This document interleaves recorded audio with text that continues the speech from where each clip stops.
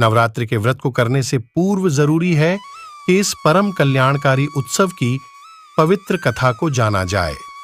इस पर्व से संबंधित कई कथाएं प्रचलन में है, प्रस्तुत है। महिषासुर ने भगवान शिव की आराधना करके अद्वितीय शक्तियां प्राप्त कर ली थीं और तीनों देव अर्थात ब्रह्मा, विष्णु व महेश भी उसे हराने में असमर्थ थे। महिषासुर राक्षस के आंतक से सभी देवता भयभीत थे। उस समय सभी देवताओं ने अपनी अपनी शक्तियों को मिलाकर दुर्गा को अवतरित किया। अनेक शक्तियों के तेज से जन्मी माता दुर्गा ने महिषासुर का वध कर सबके कष्टों को दूर किया। एक नगर में एक ब्राह्मण रहता था। वह मां भगवती दुर्गा का परम भक्त था। उसकी एक कन्या थी। ब्राह्मण नियम पूर्वक प्रतिदिन दुर्गा की पूजा और यज्ञ किया करता था। सुमति अर्थात ब्राह्मण की बेटी भी प्रतिदिन इस पूजा में भाग लिया करती थी। एक दिन सुमति खेलने में व्यस्त होने के कारण भगवती पूजा में शामिल नहीं हो सकी। यह देख उसके पिता को क्रोध आ गया और क्रोधवश उसके पिता ने कहा कि वह उसका विवाह किसी दरिद्र और कोढ़ी से करेगा। पिता की बातें सुनकर बेटी को बड़ा दुख हुआ और उसने पिता के द्वारा क्रोध में कही गई बातों को सहर्ष स्वीकार कर लिया। कई बार प्रयास करने से भी भाग्य का लिखा नहीं बदलता है। अपनी बात के अनुसार उसके पिता ने अपनी कन्या का विवाह एक कोढ़ी के साथ कर दिया। सुमति अपने पति के साथ विवाह कर चली गई।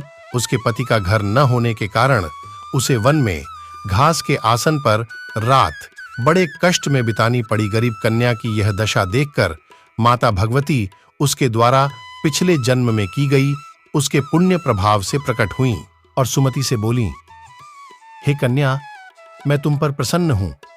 मैं तुम्हें कुछ देना चाहती हूं। मांगो, क्या मांगती हो? इस पर सुमति ने उनसे पूछा कि आप मेरी किस बात पर प्रसन्न हैं? कन्या की यह बात सुनकर देवी कहने लगी, मैं तुम पर पूर्व जन्म के तुम्हारे पुण्य के प्रभाव से प्रसन्न हूं। तुम पूर्व जन्म में भील की पतिव्रता स्त्री थी। एक दिन तुम्हारे पति भील द्वारा चोरी करने के कारण तुम दोनों को सिपाहियों ने पकड़कर जेल खाने में कैद कर दिया था। उन लोगों ने तुम्हें और तुम्हारे पति को भोजन भी नहीं दिया था। इस प्रकार नवरात्र के दिनों में तुमने न तो कुछ खाया और न ही जल पिया। इसलिए 9 दिन तक नवरात्र व्रत का फल तुम्हें प्राप्त हुआ।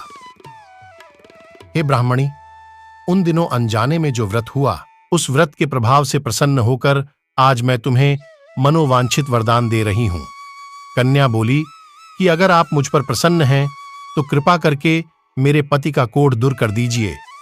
माता ने कन्या की यह इच्छा शीघ्र पूरी कर दी।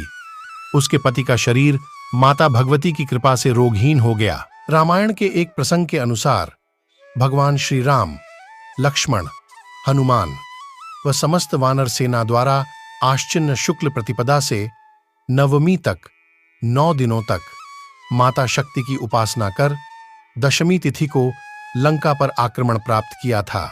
इस तरह नवरात्रों में माता दुर्गा की पूजा करने की प्रथा के पीछे कई कथाएं प्रचलित हैं, जिसके बाद से ही नवरात्रि का पर्व आरंभ हुआ और माता दुर्गा की पूजा होने लगी।